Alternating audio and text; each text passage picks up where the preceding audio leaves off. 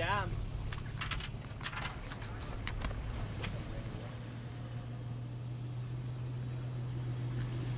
First of all, by the time you're already in your suit, you're cold just because you had to get naked to get into it. And then the worst part for me is walking down to the beach if there's snow, because for some reason your wetsuit boots have no effect if there's snow on the ground.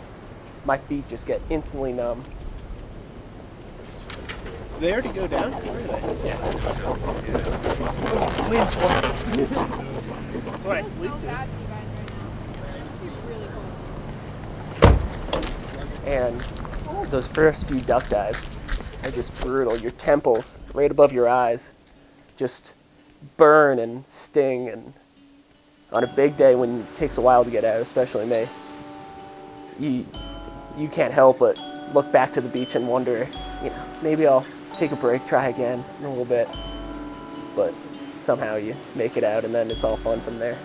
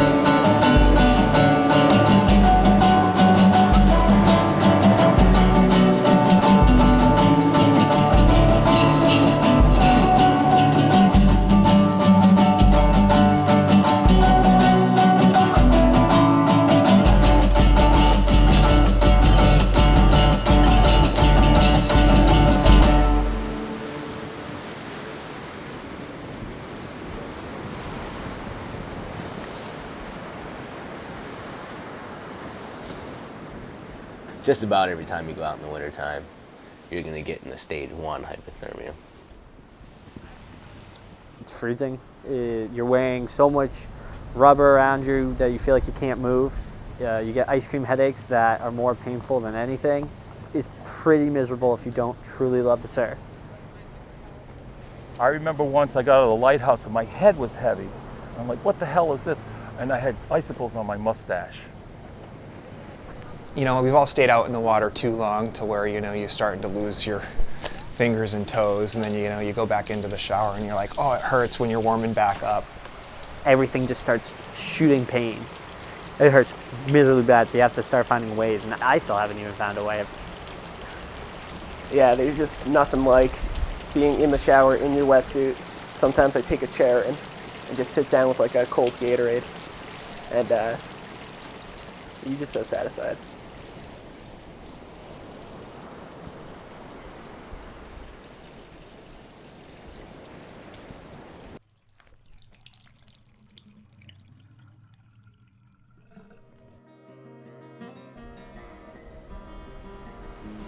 You're not allowed to surf in these huge designated areas where the best sandbars are because these lifeguards say you can't.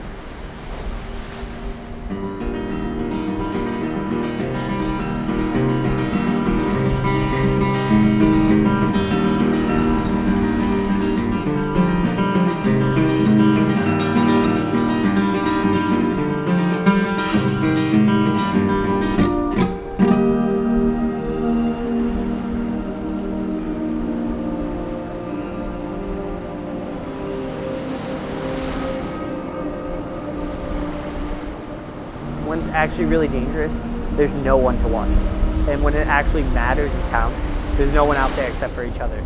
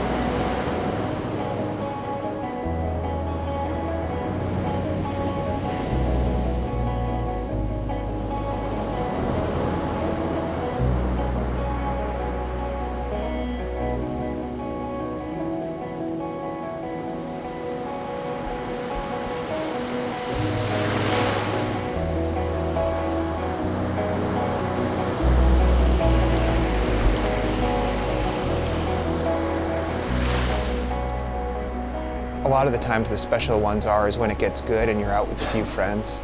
You know, those are always the magic times where you have something, you know, surf might get really, really good and there might only be a few of your friends on it and you just all know, you're like, we are so stoked to be at the right spot at the right time.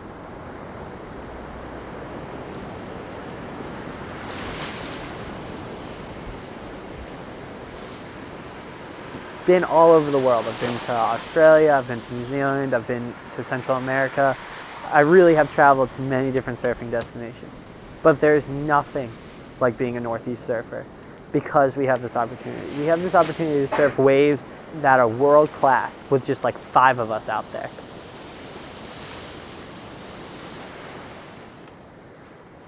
When you're from New England, you can't really spot drop or do any of that, but you just talk about how cold and miserable it is. And that's your surfing story, and that's what you take pride in.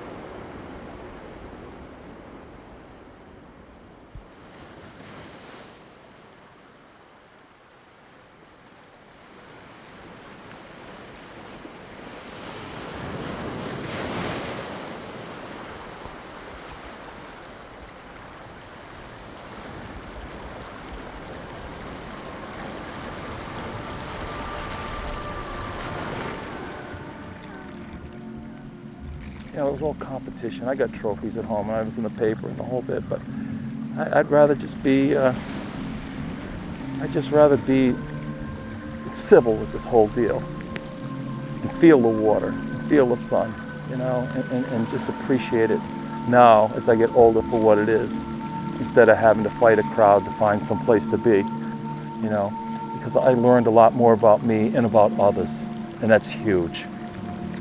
Caring and giving a shit about other people is huge, especially in the surfing world, especially about the beaches and pollution and just, watching it. And many times you got to bring somebody to the beach. We carried somebody up the cliff who almost died. Those are the things you do, and it changes your attitude. And it's changed my attitude, and it's a big, big part of my life. If I chased a corporate dream or if I chased a business the way I chased my surfing, I'd probably be very, very wealthy.